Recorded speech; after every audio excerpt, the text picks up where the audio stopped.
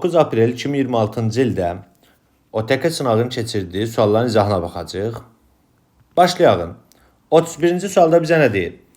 X ox üzəri hərəkət edən cismin surətinin proyeksiyası zamandan asılılıq qrafiki verilib. Bu cismin yer dəyişməsinin proyeksiyasının zamandan asılılıq tənliyini yazın. İlk öncə yer dəyişmənin tənliyini yazmaq lazımdır. V0 xt üstə gələ axt kvadratı bölə 2-dir. Buradan görürəm ki, başlanğıc sürətim neçədir?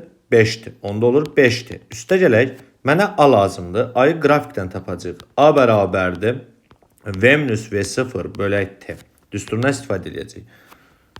3 saniyə sonra sürətimiz 17 olub.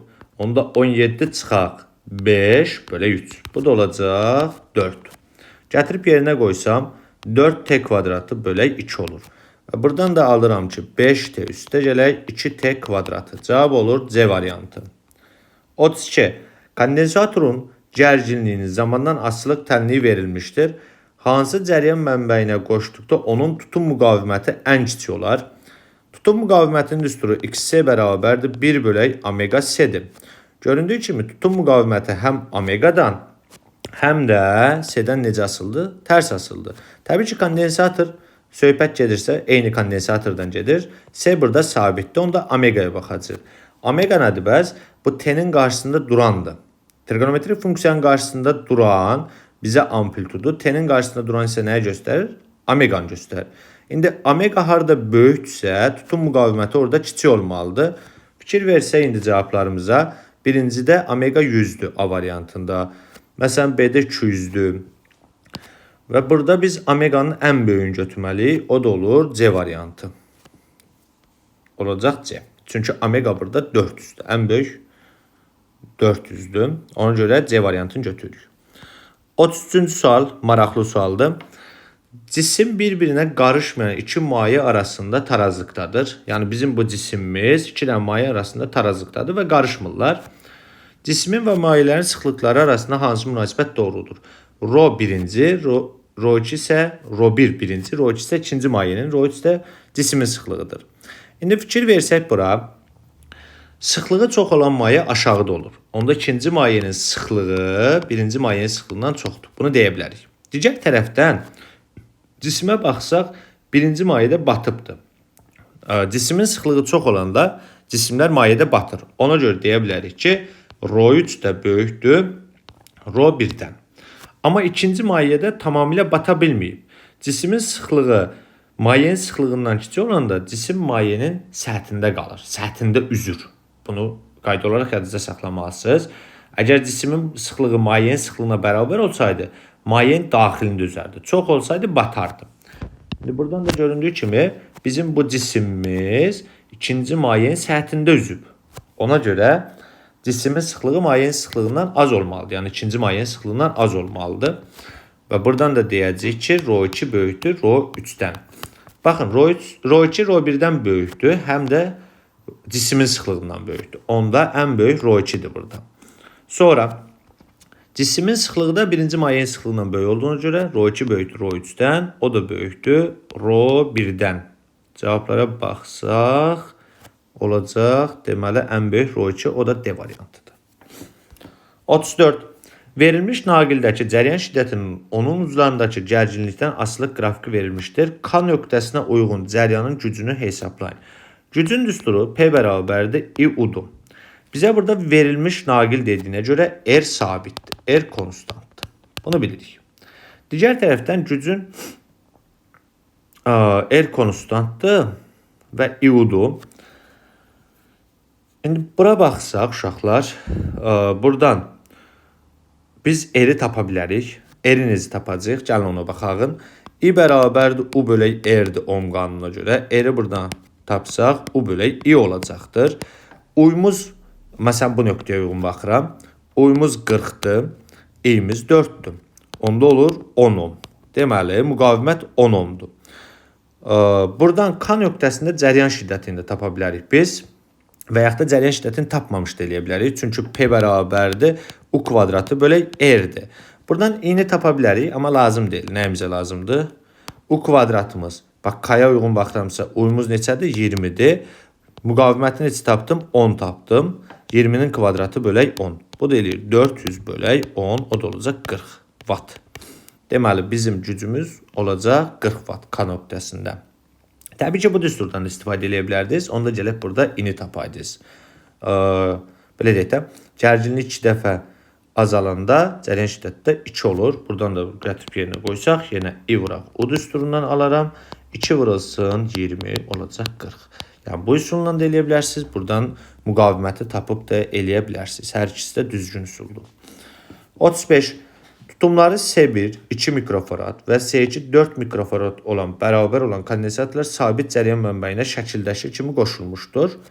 Birinci voltmetrin göstərişi 30 voltdur. U1 bərabərdir 30'dur. İkinci voltmetrin göstərişini tapın. Deyir U2 nəyə bərabər? Suala. Fikir versəz bunlar ardıcıl birləşib. Ardıcıl birləşmədə Q konstantdır. Kondensatorun tutumunun üstürü S bərabər Q bölək U'dur. Buradan U'nu tapsaq Q bölək S olacaq. Q sabitdir. U S ilə necə asıldı? Tərs asılıdır.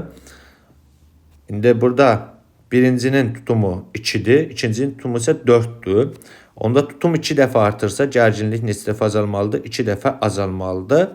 Yəni U1 30 voltdursa U2 neçə olacaq? 15 volt olacaq. Cavab olur C variantı. Çünki tutumdan tərs asıldı. Kondensatorun tutumu 2 dəfə artanda gərginlik isə 2 dəfə azalmalıdır. Bu şəkildə olacaq. Vakumdan sındırma əmsalı 2 olan mühitə keçən elektromaqnet dalğasının, yəni vakumdan mühitə keçir və mühitin sındırma əmsalı 2'dir. Dalğa uzunluğu 2 dəfə artar. Dalğa uzunluğu sındırma əmsalı ilə tərs asıldı. Lambda bərabər lambda 0 bölək 2'dir. Yəni n'də 2 veriblər bizə. Onda 2 dəfə neyniyər? Dalğa uzunluğu azalar. Deməli A səhvdir. Sürəti 2 dəfə artar. Elektromagnet dalğaların sürəti sındırma əmsalı ilə tərs asıldı. V bərabər S bölək n'dir. Yəni başqa sözlə S bölək 2 olacaq. Deməli, sürət də 2 dəfə nə etməlidir? Azalmalıdır. Çünki vakumun sındırma əmsalı 1 qəbul edirik. Ən kiçik vakumda o da 1'dir. Sürəti dəyişmir. Xeyr, sürət 2 dəfə azaldı. Deməli, bunlar səhvdir. Tezliyi 2 dəfə azalar. Elektromagnet dalğalar bir mühitdən digər mühitə keçəndə tezlik və period sabit qalır, dəyişmir. Deməli, D variantı səhvdir. Dalğa uzunluğu 2 dəfə azalar. Bəli, lambda bərabərdir lambda 0 bölək 2. Dalğa uzunluğu 2 dəfə azalır. Lambda 0 burada vakumdakı dalğa uzunluğudur. Cavab olur Y variantı. Müxtəlif kütləli 2 peyk yer ətrafında eyni dairəvi orbitdə dövr edirlər. Eyni dairəvi orbitdə dövr edirsə, radius burada sabitdir təbii ki, R konstantdır. Bunu bildik. Peyklər üçün hansı fizik kəmiyyətlərin qiymətləri bərabərdir? Yəni biz bərabər olanları götürəcəyik və müxtəlif kütlələrdə kütlələr müxtəlifdir. Yəni M1 M2-yə bərabər deyil. İndi buradan sürətin düsturu V bərabərdir. Kökün altında C vurulsun M bölünsün R'dir. Bu şəkildə eləyəcəyik. Baxıram ki, bu planetin kütləsidir. Və yaxud da bu düsturdan da istifadə edə bilərsiniz. J vuraq R-dən də. J sabit, R sabitdir. R konstant üçün. Çünki və yaxud da buradan baxa bilərsiniz. R-lər eyni, planetin kütləsi eyni. Təbii ki, yerin kütləsi J-də sabitdir. Gravitasiya sabitidir. Böyük J. Deməli, surət buradan olmalıdır, eyni olmalıdır. Yəni, buradan da baxanda eyni olur onsuz da. V1 bərabərdir V2-yə. İmpuls P bərabərdir MV-dir. Kütlələr müxtəlifdirsə, deməli, impulslar müxtəlifdir. Bu olmaz. Amma 1 olardı. Kinetik enerji. Kinetik enerjinin düsturu W kinetik bərabərdir mv kvadratı bölü 2'dir. Kütlələr fərqlidirsə, kinetik enerjilər də fərqli olar. Bu da olmaz. Perioda baxsaq, V bərabərdir 2pi R bölək T'dir. İndi buradan T'yi tapsaq, T nəyə bərabər olacaq? T bərabər olacaq 2pi R bölək V. Surətlər eyni, radiuslar eyni isə periodlar da nə olmalıdır? Eyni olmalıdır. Deməli 4 dolar. Cavab olur 1 və 4. A variantı. 38. Qapalı konturdan keçən maqnit selinin zamandan asılı qrafiki verilmişdir. Konturda yaranan induksiya EHG-sinin modulunu hesablayın. EHG-nin düsturu, modul deyirsə mənfi nəzər almırıq. Delta fi bölək delta T'dir. Buradan delta fi'nin yerinə yazarıq. Fi çıxaq. Fi 0 bölək delta T. Bu şəkildə yazacağıq. İndi başlanğıc f0'ımız 2'dir. 4 saniye sonra fi'miz neçə olub? 8. Gətirib burada yazarıq onu da. 8 çıxaq 2. Zaman isə 0'dan neçə gəlib? 4'ə. Onda zamanımız da, delta t'imiz də 4 olacaq. Bu da olacaq 1,5 volt. Cavab olur D variantı. 39. Verilmiş sarğaçdan. Verilmiş sarğaç deyirsə burada L sabitdir. Yəni L konstantdır. İnduktivlik sabit qalır. Keçən cəryan şiddətini 3 dəfə artırsaq, ondan keçən maqnit seli. Yəni cəryan şiddətini 3 dəfə artırırıq. Maqnit seli indüstri fi bərabərdir L idi.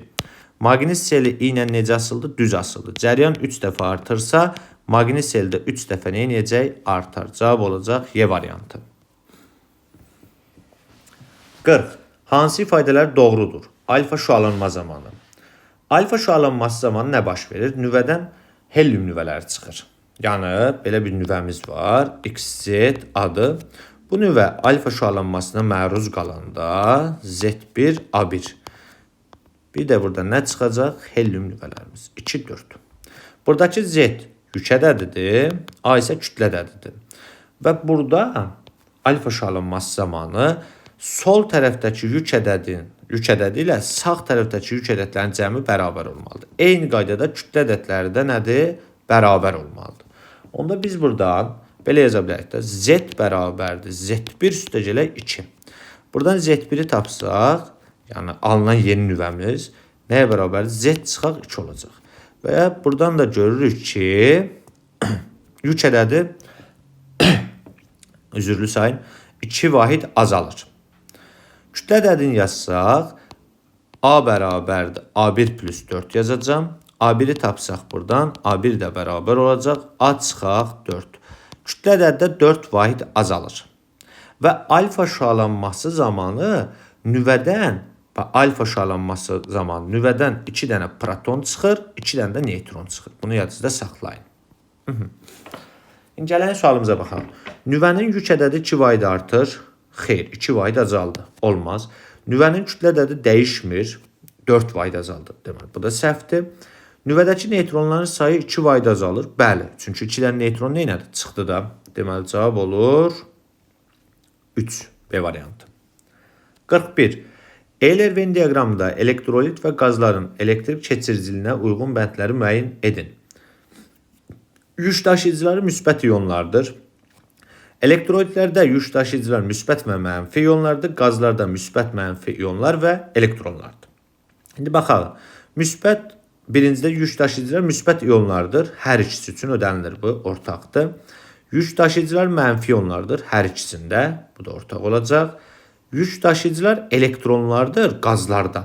Deməli, 3 gələcək qazlara. Volt-amper xarakteristikası xəttidir. Elektrolitlərdə volt-amper xarakteristikası bu şəkildədir. İnin udan asılığı bax belədir. Bax qrafikimiz U0-dan başlayır artır. Qazlarda isə bax belədir. İnin udan asılığı belədir. Bu hissəyə bax, bura qədər olan hissəyə qeyri-müstəqil qaz boşalması deyirik. Bu uya qədər belə deyək, U1 deyək buna.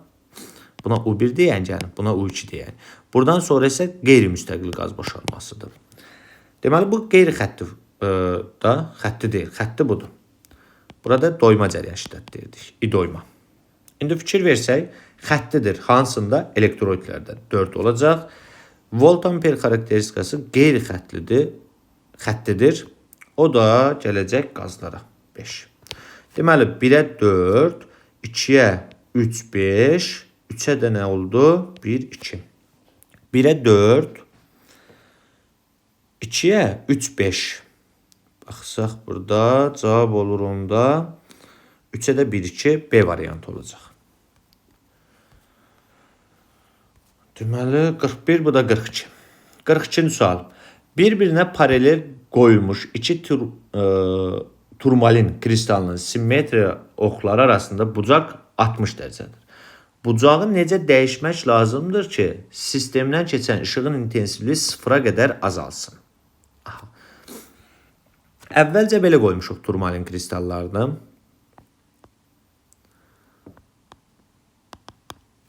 Simmetriya oxunu çəkəyin.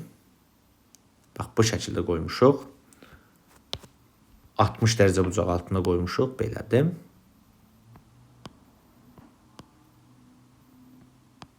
Belədir. Bura 60'dır. İndi biz elə eləməliyik ki, sıfıra qədər azalsın.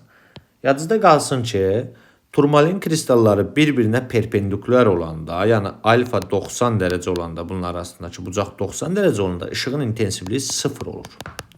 Paralel olanda 0 dərəcə olanda isə maksimum olur. İndi biz elə eləməliyik ki, bu birinci turmalin kristalı ilə ikinci turmalin kristalı bir-birinə perpendikulyar qalsın. Onda mən bunu nə etməliyəm? 30 dərəcə daha fırlatmalıyam da. Yəni bucağı 60 dərəcə idi. 30 dərəcədə artırsam, bax belə olacaq ikincini. 30 dərəcədə artırsam bu şəkildə olacaq. Bu zaman baxın, fikir verin, ikinci belə oldu. Bir ilə iki necə oldu bir-birinə? Perpendikulyar oldu. Bu zaman ışığın intensivliyi nə olur? Sıfıra qədər azalır. Deməli 30 dərəcə nə etməliyik? Artırmalıyıq. Cavab olur A variantı. 43. Çəkəyim bu tərəfə. Saatın dəqiqə qərəbi 3 dövr etdiyi zaman müddətində saniyə qərəbi neçə dövr edər? Saatın dəqiqə qərəbinin dövr etmə periodu 1 saatdır. Yəni dəqiqə qərəbinin dövr etmə periodu 1 saat və yaxud da 60 dəqiqədir. İndi bu 3 dövr eləyəndə keçən zaman nəyə bərabərdir? 180 dəqiqə. Saniyə qərəbinin dövr etmə periodu isə 1 dəqiqədir. Onda 180 dəqiqəyə neçə dövr eləyər bu? Keçən zaman 180'dir. 180 dövr eləyər də. Cavab olur D variantı.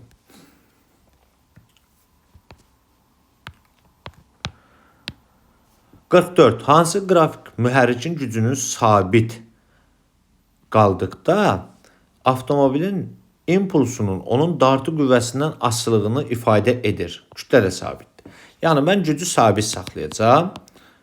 Güc konstantdır və impulsun qüvvədən asılılığına baxacağım. Gücün düsturunu yazsaq, N bərabərdir A bölək T'dir. A-nın yerinə Fs yazırıq. Fs bölək T. S bölək T də bizə V-ni verir. Olur F vurulsun V. Deməli, N bərabərdir F vurulsun V bölü V. İndi biz bunu bilsin eləməliyik. Impulsunu əlaqələndirməliyik də. Onda M-ə vurub M-ə bölərəm. Bu şəkildə yazalım. Olar F vuraq P, MV bizə nəyi verir? Impulsu. Bax, bu MV impulsu verəcək. F vuraq P bölək M olacaq. Buradan P-ni tapsaq, P bərabər olacaq. N vuraq M bölünsün F alaram. Aha, N sabit, M sabit. Onda F, P F ilə necə asıldı? Tərs asıldı. Cavab olur B variantı. İçərisində buz, su olan qabı soyuducunun dolabından çıxartdılar. Otaq şəraitində həmin buz su sisteminin temperaturu ölçülür. Hansı qrafik qarışığın temperaturunun zamandan asılılığına uyğundur? Baxın, buzla su bir yerdədirsə, bu qarışığın temperaturu 0 dərəcədir. Yəni, buzla su bir yerdə olduğu müddətdə buz əriyib qutarana qədər temperatur 0 dərəcə olur. Çünki buz 0'da donur, 0'da da əriyir. Onda bir müddət bunun temperaturu 0 olmalıdır. Buz tamamilə əriyib qutarana qədər. A variantı olmaz, çünki buzlu suyun temperaturu 5 dərəcə olanmaz. B variantı da ola bilməz. Fikir versəniz 5'dən başlayıb azalır. Elə bir şey olmamalıdır. Buz əriyib qutarana qədər temperatur dəyişə bilməz. B də olmur. C-yə baxsam, bir müddət 0 qalıb, tamamilə əriyib qutarandan sonra başlayacaq mayenin temperaturu artmağa. Bax, bu ola bilər. Cavab olur ona görə də C variantı. 46. İdeal qaz molekullarının orta kinetik enerjisi hansı cihazdan istifadə etməklə müəyyən etmək olar? Orta kinetik enerjinin düsturu 2'də 3 K T'dir. K burada Boltzmann sabitidir, T isə temperaturudur. Boltzmann sabiti onsuz da sabitdir, bilirik. K 1,38 vuraq 10 üstü mənfi 23. Vahidi isə Joule bölək Kelvindir. Bu sabitdir, bu bilinir, bizə məlumdur. Onda mən kinetik enerjiyi bilmək üçün temperaturu bilməliyəm. Temperaturu nə ilə ölçə bilərəm? Termometrlə təbii ki. Cavab olur B variantı. Hı -hı. 47. Riyazi rəqqas x bərabərdir 0,3 sinüs 4 pi t çıxaq 0,25 pi qanunu ilə harmonik rəqs edir. onun rəqs periodunu hesablayın. İlk öncə tənliyi bilməliyik biz. X bərabərdir x'e sinus fi 0 üstə gələk omega t'dir. Aha, buradakı trigonometrik funksiyanın qarşısında duran amplitud qiyməti göstərir. Tək duran başlanğıc fazanı göstərir. T'nin qarşısında duran isə omeganı göstərir bizə. Yəni dairəvi tezlik. Onda bu tənliyimizdə baxsam, x'imiz neçədir? 0,13. Omegamız T'nin qarşısında durandır. 4 pi'dir. Fi sıfırımız isə neçədir? 0,25 pi'dir. Belədir. İndi bizə period lazımdır. Omega bərabərdir 2 pi bölək T düsturundan 2 pi bölək T. Buradan T'ni tapsaq, T bərabərdir 2 pi bölünsün omegadır. 2 pi, omegamız neçədir? 4 pi T'dir. 4 pi yazacağım ona görə, omega 4 pi'dir. T'nin qarşısında duran.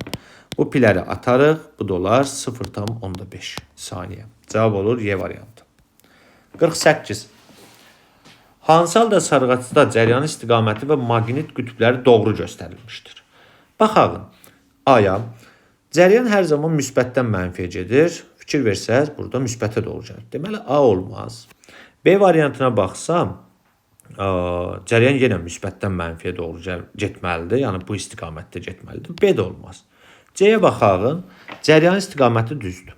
Aha, induksiyanın istiqaməti bizə maqnitin qütblərini təyin eləməliyik. Onun üçün də induksiyanın istiqamətini bilməliyik. İnduksiyanın istiqaməti sarğaçda nə edirik? Sağ əllə təyin edirik. Sağ əlimiz ilə tuturuq ki, 4 barmaq cəryan istiqamətində yönəlsin. Bax, cəryan aradır, yuxarıda burada. Fikir versəz, yuxarı gedibdir. Onda mənim sağ əlimin 4 barmağı yuxarı olmalıdır. Baş barmaq isə induksiyanı göstərir. Deməli, induksiya xətləri bax bu istiqamətdə olacaq. Aha. Təbii ki, burada maqnit sahəsi qapalı, burulğanlı sahədir. Belə qapalı olmalıdır bura. Yəni, bu şəkildə də belə göstərəyim, görünsün. Maqnitlərdə bilirik ki, xaricdə N-dən S-ə doğru olur. Daxildə hardan hara? S-dən N-ə doğru olur. Baxın, xaricdə hardan getdi? Bax, bu istiqamətdə getdi mi? Buradan belə getdi də. Deməli, bura N qütübü olmalıdır. Daxildə isə bu istiqamətdə gəlib, burada S olmalıdır. Cavab C variantı olur. Məsələn, D variantında nə olmaz? Cəryan istiqaməti düzdür. Bizim induksiya xətlərimiz belə olmalıdır. Daxildə S-dən N-ə doğru olmalıydı. Fikir versəz, N-dən S olub. Ona görə bu olmaz. Y-yə baxsaz, ümumiyyətcə Y variantı tamamilə səhvdir. Qütbləri fikir versəz, görün, harada verib. Ona görə olmaz. Cavab olur C variantı. 49. İşığın şüşə prizmadakı yolu göstərilmişdir. Şüşə hava sərhəddi üçün tam daxili qayıtmanın limit bucağını hesablayın. İndi nə eləyəyim burada? Baxın, bura 90 dərəcədir, bura 42 dərəcədir. Onda üçbucağın daxili bucaqlarının cəmi 180 dərəcə olmalıdır. 42, 90, burada onda olmalıdır. 90 üstəcək 42 eləyir, 132, 132-nin üstə 48 gəlsək eləyəcək 180. Deməli, bura 48-dir. Buradan biz normalımızı çəksək, bax, normal belə olmalıdır. Perpendikulyar olmalıdır səthə. Bu normaldır. İndi bu normaldırsa, bax, bura 90 dərəcə olmalıdır. Ah, bura 90 dərəcə olmalıdır. 48 burası, bura neçə olmalıdır? 42 dərəcə olmalıdır. Dəqiqə. Bura 42-dir. Aha, tam daxili qayıtma limit bucağı 42-dir. Fikir verin, 42 dərəcə altına salında ikinci səthdə keçməmiş, nə edib? Belə deyək də, ikinci mühitə keçməmiş səthlə geri qayıdırıb. İkinci mühitə keçməyib, yəni geri qayıdıb. Onda nədir? Cavab olacaq 42. Sabit temperaturda verilmiş kütlələri doymayan su buxarının həcmi azalmışdır. Deməli, doymayan su buxarıdır və həcm neyinib? Azalıbdır. Sabit temperaturda. Deməli, temperatur sabitdir, T konstantdır, izotermikdir və həcmi neyinəmişəm? Azaltmışam. Doymayan su buxarından söhbət gedirsə, bu ideal qaz qanunlarına tabedir. Yəni, MKN-də keçdiklərimizə tabedir. İzotermik prosesi tabedir. Bu prosesdə buxarın sıxlığı və molekulların orta kvadratik sürəti necə dəyişir? Yadınızda qalsın ki, izotermik prosesdə temperatur, orta sürət orta kinetik enerji və daxili enerji. Bunlar da sabit qalır. Deməli, orta sürət dəyişə bilməz. Sıxlıq isə rho bərabərdir m bölək v-dir. Sıxlıq v ilə necə asıldı? Tərs asıldı. V nə olub burada? Azalıb. Yəni həcm azaldığı üçün sıxlıq nə etməlidir? Artmalıdır. Deməli, v konstant olacaq. Bax, sürət sabit. Sıxlıq isə nə edəcək? Artacaqdır. Rho dəyişməz. Yox, üzr istəyirəm. Rho artır, hə. Rho dəyişməz yazıb. Bu səhvdir. Rho artar, düzdür. V azalar, səhvdir. Olmaz. D variantı. Rho artar, V dəyişməz. D ödəyir. C, Y olmaz. Cavab olur. Onda nə? Elə D. Çünki doymayan su buxarı ideal qaz qalınlarına tabedir. İzotermikdə surət sabit qalır. Sıxlıq isə həcm azalanda artır. Həcmdən tərs asıldı. Deməli, 51. Liftin kabinəsində isladan mayeli kapillər boru şaqlı vəziyyətdədir. Lift necə hərəkət etdikdə borudakı mayenin səviyyəsi sükunətdə olan liftdəki qədər olar. Yəni, belə düşünün də, sükunətdə duranda borudakı mayenin hündürlüyü hərəkət eləyəndə də elə dəyişməsin, eyni qalsın. Kapillər boruda qalxan mayenin hündürlüyü üçün düsturumuz budur. Bax, sükunətdə olanda və ya bərabər sürətlər hərəkət eləyəndə, düz xəttli bərabər sürətlər hərəkət eləyəndə H bərabərdir 2 sigma bölünsün rho J R-dir. A təcilindən yuxarı qalxanda, yəni təcil yuxarı yönələndə H bərabər olur 2 sigma bölək rho J plus A vurulsun R-dir. Silindir şəkili borulardan söhbət edirəm. Üçüncü, A təcilindən aşağı düşəndə H bərabərdir 2 sigma rho J minus A vuraq R olacaq. İndi baxsaq bura, bərabər sürətlər hərəkət eləyəndə sükunətdəkinə bərabər olmalıdır. A təcilindən yuxarı qalxanda kapillər boruda qalxan mayenin hündürlüyü azalır. A təcilindən düşəndə isə kapillər boruda qalxan mayenin hündürlüyü nə edir? Artır. Deməli, bizdəki hündürlüyün dəyişməməsi üçün necə hərəkət eləməlidir bu? Bərabər sürətlər hərəkət eləməlidir. Bax. Yuxarı doğru bərabər sürətlər hərəkət edir. Bəli, düzdür. Yuxarı doğru bərabər yeniləşən hərəkət edir. Burada təcil yuxarı deməkdir. Deməli, bu olmaz. Aşağıya doğru bərabər sürətli olar. Yəni, bərabər sürətli olar götürməlisiniz. 3 ödəyir. Bərabər yavaşlayan olmaz. Çünki bərabər yavaşlayan aşağı doğru bərabər, daha doğrusu yeniləşən deyil hətta. Onda nə edirik? Çıxırıq uşaqlar. Belə deyək də, artır hündürlük. Bu da olmaz.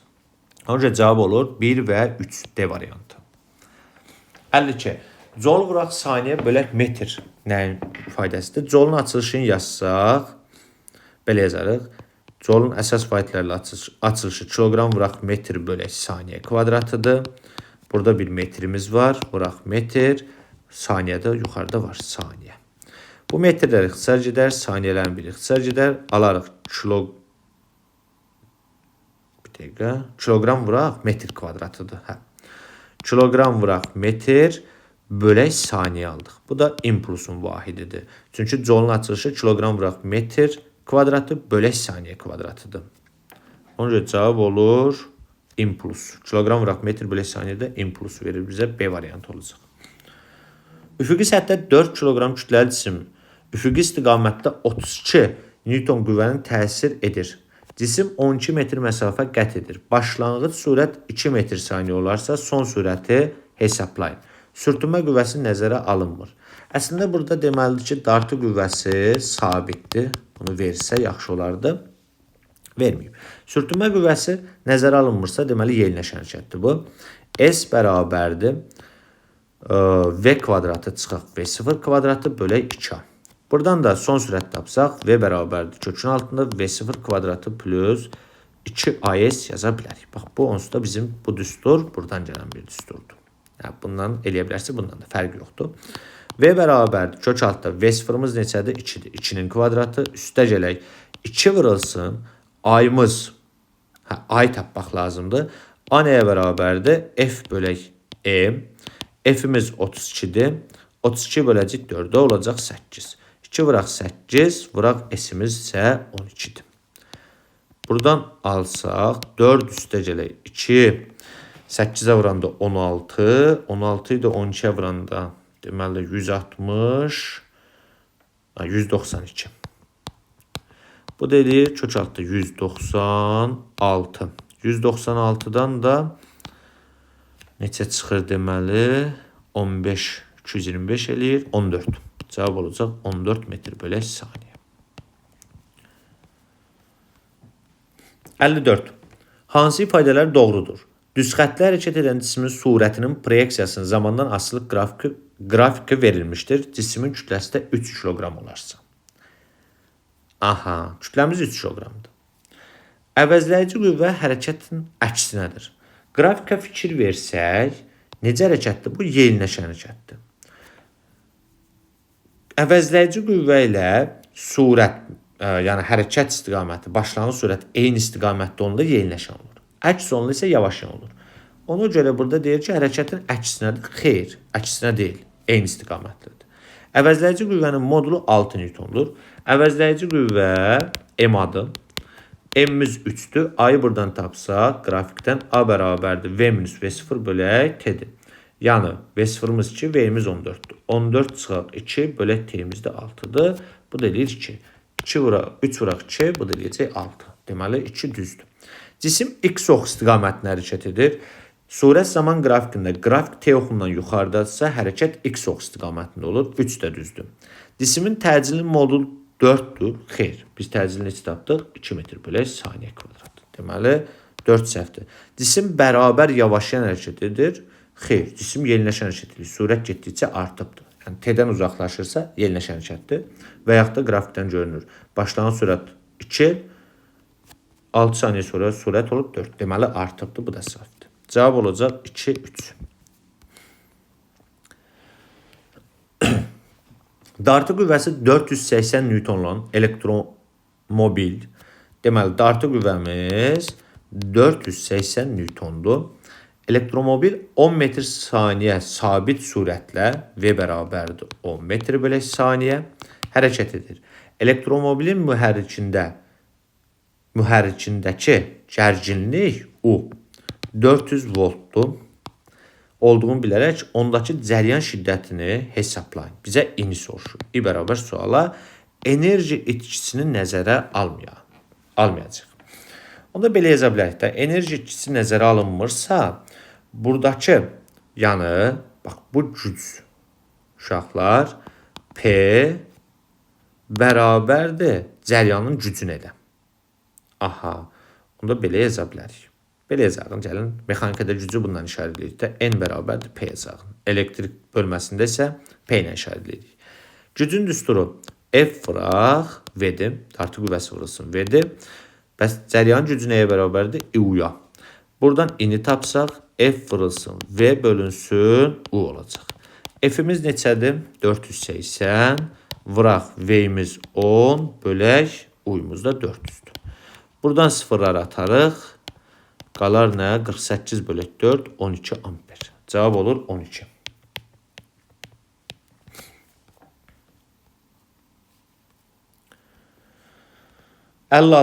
Üfüqi yolda hərəkət edən cismin tormuz müddətinin başlanğıc sürətdən asılı qrafiki verilmişdir.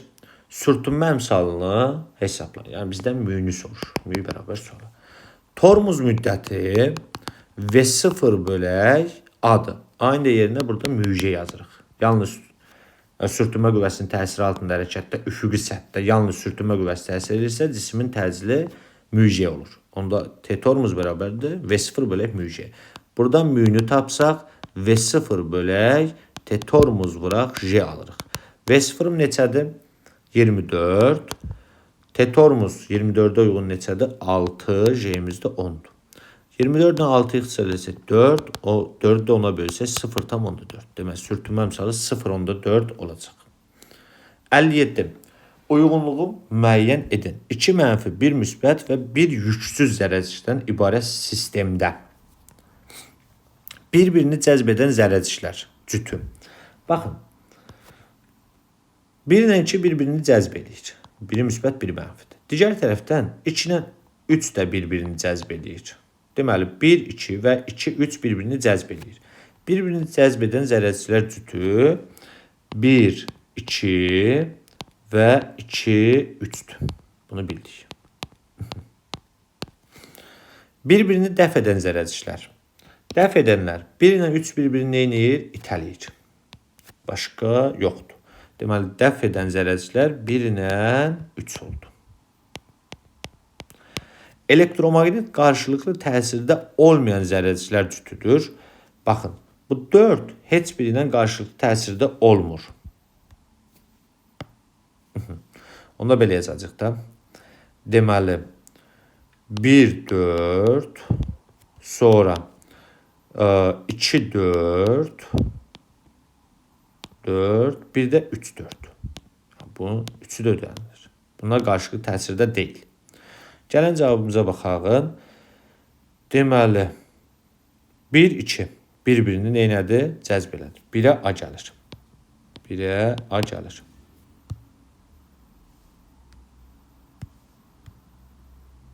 Bu nədir gəldi bura? 1'ə A, sonra 2, 3. Baxıram, 2, 3, 1'ə A de. 2'yə 1, 3 oldu. 1, 3, o da oldu Y variantı.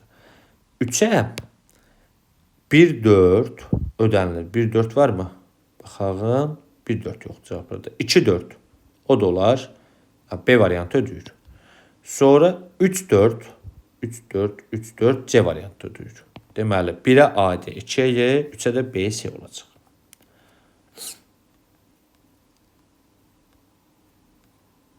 %57'də bu. 58. Silindirdə ideal qaz izotermik sıxılır və həcmi 2 dəfə azalır. İzotermik. T onda nədir? Konstantdır. Bunu bildik. Həcm 2 dəfə azalır. Tamam. Həcmi 2 dəfə azaltdıq. V2 bərabərdir. V1 bölü 2 oldu. Koordinat oxlarına uyğun qiymətləri qeyd etməklə təzyiqin həcmdən asılıq qrafikini qurun. Qazın başlanğıc təzyiqi P1'imiz 100 kilo paskaldır. Və başlanğıc həcm isə 2 litrdir. P-nin V-dən asılıq qrafikini quracaq. İzotermik prosesdə P ilə V necə asıldı? Tərs asıldı. Onu da belə yaza bilərik. P-nin V-dən asılığı bizə demir. Düstur yazın. Yox. Hiperbol olacaq. Tərs asıldı. Belə çəkəyin. İndi başlanğıc həcmimiz neçədir? 2 litrdir və sıxırıq.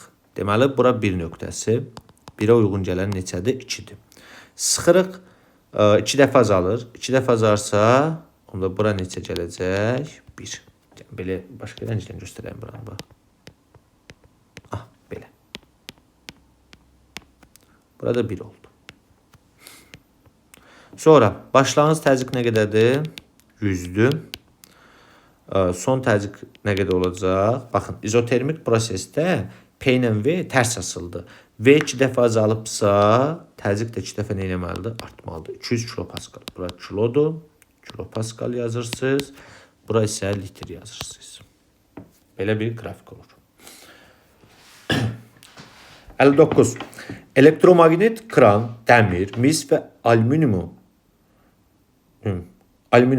qırıntılarından ibarət qarışıqda işləyir. Kran əsasən hansı qırıntıları cəzb edir və hansıları cəzb etmir? Bunun səbəbini maddələrin maqnit xassələri ilə izah edin. Belə deyək, buradakı maddələrin maqnit xassəliyini bilməliyik biz. Dəmir ferromagnitdir. Yəni ferromagnit olduğuna görə bu elektromagnet kranımız dəmiri cəzb edəcək. Özü də çox böyük qüvvəni cəzb edəcək. Mis diamagnitdir. Diamagnitləri isə itələnir. Diamagnitlər elektromagnet sahəyə gətirəndə onlar itələnir. Alüminium isə paramagnitdir. Paramagnitlər də cəzb olunur. Amma zəif cəzb olunur. Onu da belə yaza bilərik də. Yazırıq ki, elektromagnet kran dəmiri çox böyük qüvvəni cəzb edir. Dəmir belə yazaq daha doğrusu. Dəmir ferromagnet olduğu üçün elektromagnet kran dəmiri böyük qüvvəni cəzb edəcək. Mis diamagnet olduğuna görə mis elektromagnet kranından itələnəcək. Belə yazaq bax. Dəmir ferromaqnit olduğu üçün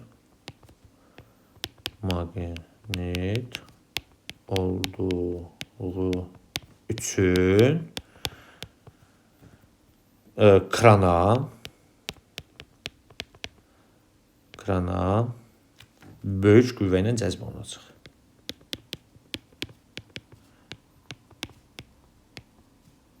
Belə yazarım, daha düz olsun. Bir dəqiqə. Olduğu üçün kran dəmiri böyük qüvvə ilə cəzb edəcək.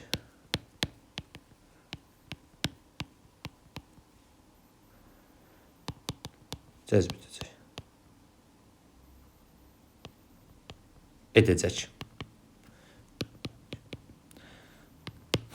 İkinci, mis diamaqnitdir. Olduğu üçün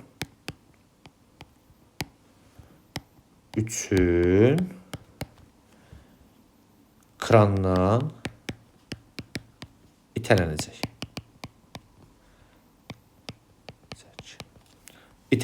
Mis diamaqnitdir, krandan itələnəcək. Üçüncü, alüminium paramaqnitdir. Bir dəqiqə. Paramaqnit olduğu üçün krana belə deyək, zəif cəzb olunacaq. Kran daha doğrusu belə yazalım.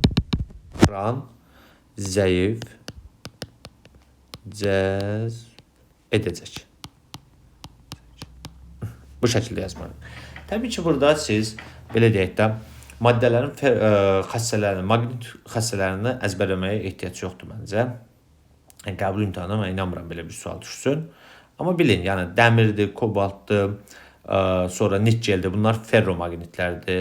Məsələn, misdir, qızıldır, sudur. Bunlar diamaqnitlərdir. Alüminiumdur, sonra oksigendir. Bunlar isə və s. Bunlar isə nədir? Paramaqnitlərdir.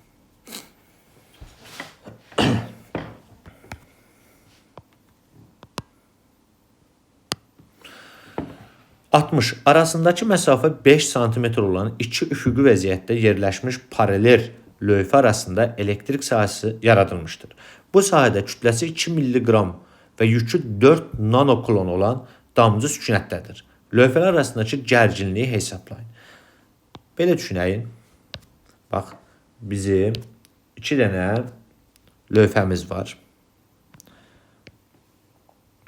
Burada yükün işarəsi haqqında heç nə deməyib. Aha, tutalım ki, yuxarını müsbət qəbul edirəm.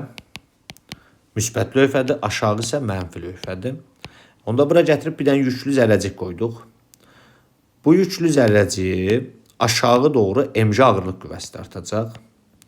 Yəni, bu tarazlıqda qalması üçün yuxarı doğru isə kolon qüvvəsi artmalıdır.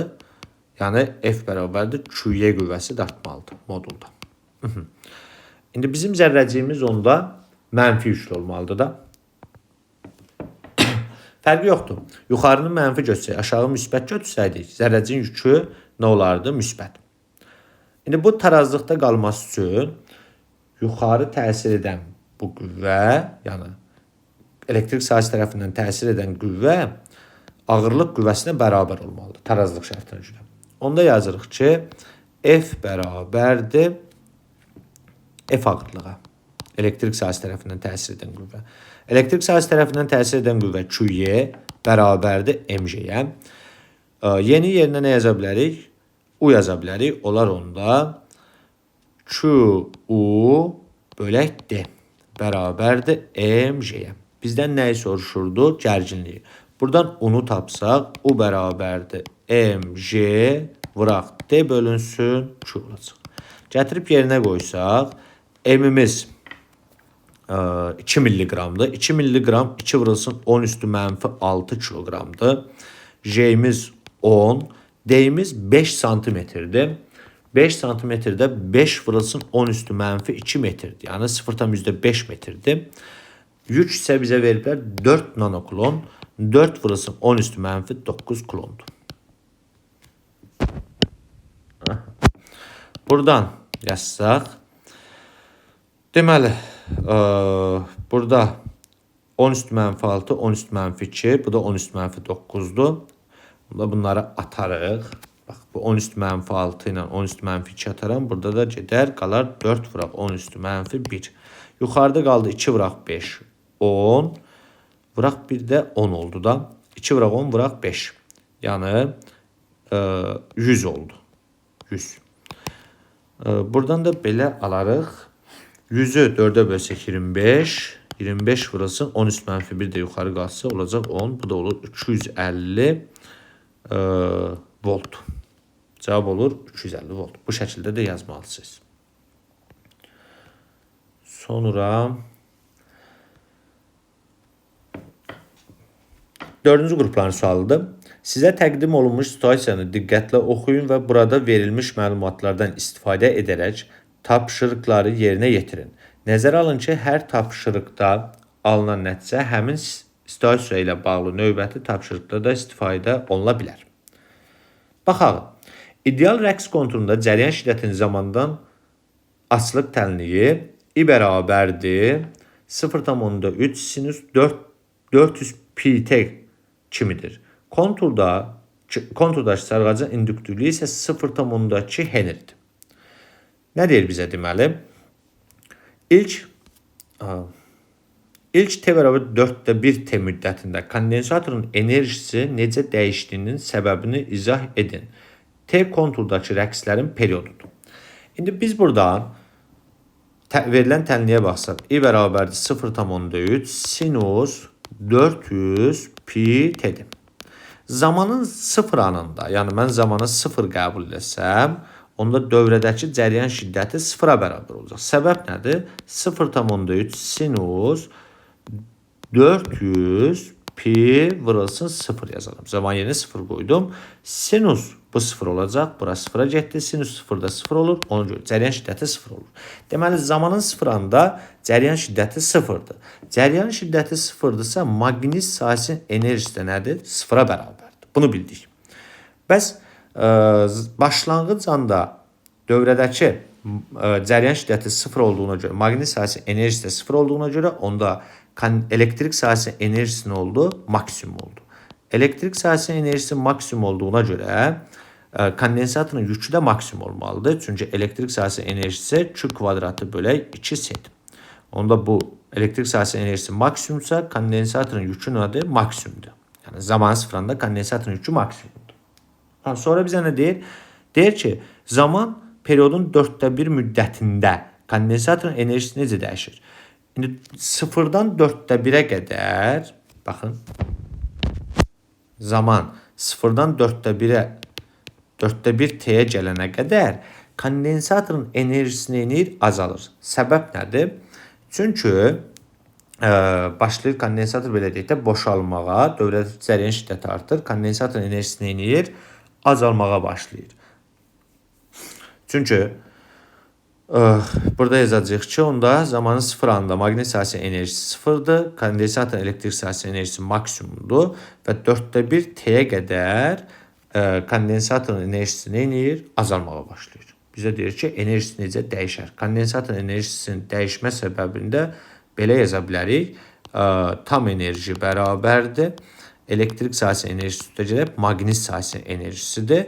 Buradan elektrik sahəsinin enerjisi bərabərdir. Tam enerji çıxaq maqnit sahəsinin enerjisi. İndi zaman 0 anda elektrik sahəsinin enerjisi maksimumdur. 4/1 T'də isə maqnit sahəsinin enerjisi maksimum olur. Yəni 4/1 T'yə qədər maqnit sahəsinin enerjisi artdığına görə elektrik sahəsinin enerjisi də nə edəcək? Azalacaqdır. Bax, bu şəkildə yaza bilərsiniz. 89. Rəqs konturunda yaranan elektromagnet rəqslərin periodunu hesablayın. Elektromagnet rəqslərin periodunu hesablayın deyəndə bizim burada Cəryanımız necə idi? I bərabərdir 0,3 sinus 400 pi t'dir. Burada t'nin qarşısında duran bizə omeganı göstərir. Onda omega bərabərdir 400 pi'yə. Və omega nəyə bərabərdir? 2 pi bölək t'dir. T'ni buradan tapsaq t bərabərdir 2 pi bölək omega yazarıq. 2 pi bölünsün 400 pi. Və buradan bu piləri ixtisar eləsək, pilər ixtisar gedər. 2 ilə də 400 ixtisar eləsək, olacaq 1 bölək 200. Bu da eləyir 0,5 saniyə. Milli ilə demir bizə, elə 0,5 saniyə və yaxud da belə də yaza bilərsiniz, 5 milli saniyə də yaza bilərsiniz. 90. Rəqs konturunda elektrik sahəsi enerjisinin maqnit sahəsi enerjisindən asılıq qrafikini qurun. Yəni, bizdən soruşur ki, elektrik sahəsi enerjisinin maqnit sahəsi enerjisindən asılıq qrafikini quraq. Maqnit sahəsi enerjisindən. Və koordinat oxlarında uyğun kəmiyyətlərin qiymətini göstərməklə. İndi ilk öncə maqnit sahəsinin enerjisinin maksimal qiymətini yazsaq biz, necə yazacaq? L kvadratı, L-in kvadratı bölək 2. Təlimimizi bizə vermişdilər. I bərabər idi. Bir dəqiqə baxım. 0,3. Burada İM nə qədərdir? İM 0,3. Gətirib yerinə qoysaq, L-imiz də 0,2-dir. 0,2 vuraq 0,3-ün kvadratı bölünsün 2. 0,2 ilə buradan 2-ni ixtisar edəcək 0,1 qalacaq. 0,1'i vuracaq 0,13'ün kvadratı, o da eləyir 0,9. Onu da 0,1'e vuranda 0,9. Yəni joule, o da 9 milli joule. Deməli, başlanğıc maqnit sahəsi enerjisi maksimal qiymətinə 9 milli joule-dur. Bəs tam enerji nəyə bərabərdir? Tam enerji də elə maqnit sahəsinin maksına bərabərdir. Bu da olacaq onda 9 milli joule. Digər tərəfdən tam enerji həm də elektrik sahəsinin enerjisi maksimal qiymətinə bərabərdir. Yəni başqa sözlə elektrik sahəsinin maksimal qiyməti nədir? 9 milli joule-dur. Onda bizim qrafikimiz 9-dan başlayacaq. 9 milli joule-dan və yaxud da 0,9 da yaza bilərsiniz. Və buradan da belə yaza bilərik. Elektrik sahəsinin tam enerji elektrik sahəsi ilə maqnit sahəsinin enerjisinin cəminə bərabərdir. Buradan elektrik sahəsi enerjisi bərabərdir. Tam enerji çıxılsın nə? Maqnit sahəsinin enerjisi. Və buradan da görürük ki, elektrik sahəsi enerjisi maqnit sahəsi enerjisindən necə asıldı? Tərs asıldı. Yəni maqnit sahəsi enerjisi artdıqca xətti tərs asıldı. Elektrik sahəsi enerjisi azalacaqdır və bu şəkildə bir qrafik olacaqdır. Bax, bu hissələr bizə tam enerjini verir. Burada nə qədər olacaq? 9 milli joule. Bax, bu şəkildə yazacaq. Bu qədər uşaqlar. Belə videoların davamlı gəlməyini istəyirsinizsə, kanalıma abunə olub mənə dəstək ola bilərsiniz. Sağ olun uşaqlar.